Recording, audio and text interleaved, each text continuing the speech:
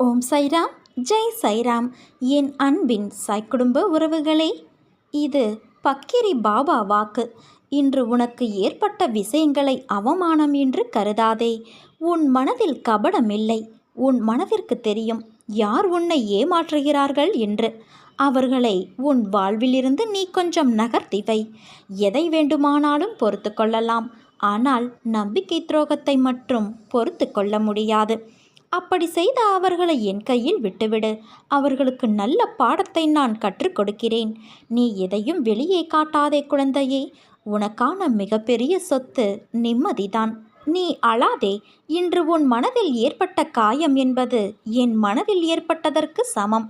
அதை நான் எப்படி சரி செய்கிறேன் என்பதை நீ பார்.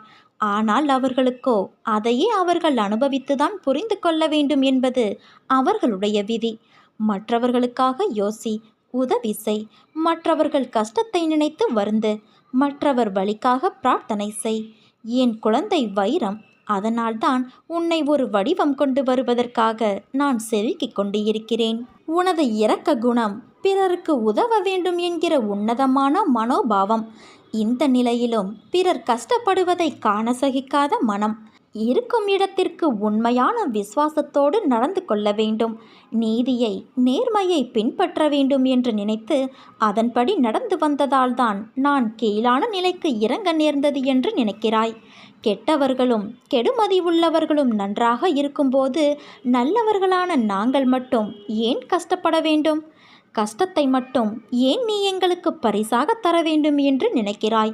உன்னை போன்ற நல்லவர்கள் பலரும் இப்படித்தான் புலம்புகிறார்கள். இது இன்றோ நேற்றோ தொடங்கி நடந்து வருகிற விஷயமல்ல. காலகாலமாய் நல்லவர்கள் புலம்புவது தொடர்கதைதான். நல்லவர்கள் தங்களது எஞ்சியுள்ள கர்ம வினைகளையும் தீர்த்துவிட்டு முற்றிலும் சந்தோஷத்தை பெறுவதற்கே கஷ்டத்தை அனுபவிக்கிறார்கள். நான் உன்னிடம் பிரத்யட்சமாக விளங்கவே இந்த தற்காலிகமாக நடக்கும் கஷ்டம். ஏனென்றால் நான் நல்லவர்கள் மனதில் மட்டுமே வாழ முடியும். கெட்டவர்கள் மனதில் எனக்கு இடம் ஏது? இப்படி உன்னை கஷ்டப்படுத்தி நான் வாழ்வதால் என்ன பலன் என்று நீ நினைக்கலாம். நான் உன்னை பக்குவப்படுத்தி பெருமைப்படுத்துவதற்கு இதை உனக்கு வரப்பிரசாதமாக கொடுத்திருக்கிறேன். உன்னுடைய தகுதிக்கும் தாங்கும் சக்திக்கும் ஏற்பத்தான் கஷ்டத்தை தருகிறேன். இதை உன்னால் சமாளிக்க முடியும். சோர்வு எதற்கு? அது உன்னை பலவீனப்படுத்தி சிந்தனையை முடக்கும், செயலை குறைக்கும், மந்த புத்தியை உண்டாக்கும். இதற்காகவா நான் கஷ்டத்தை கொடுத்தேன்? இந்த நேரத்தில் நீ வேகமாக செயல்பட வேண்டும். உன்னோடு உன் சாயப்பா நான் இருக்கிறேன் என் குழந்தையே. நீ நம்பிக்கையை மட்டும் கைவிட்டு விடாதே. என் மீது நம்பிக்கை வைத்து செயல்படு. உனக்கு நல்லதே நடக்கும்.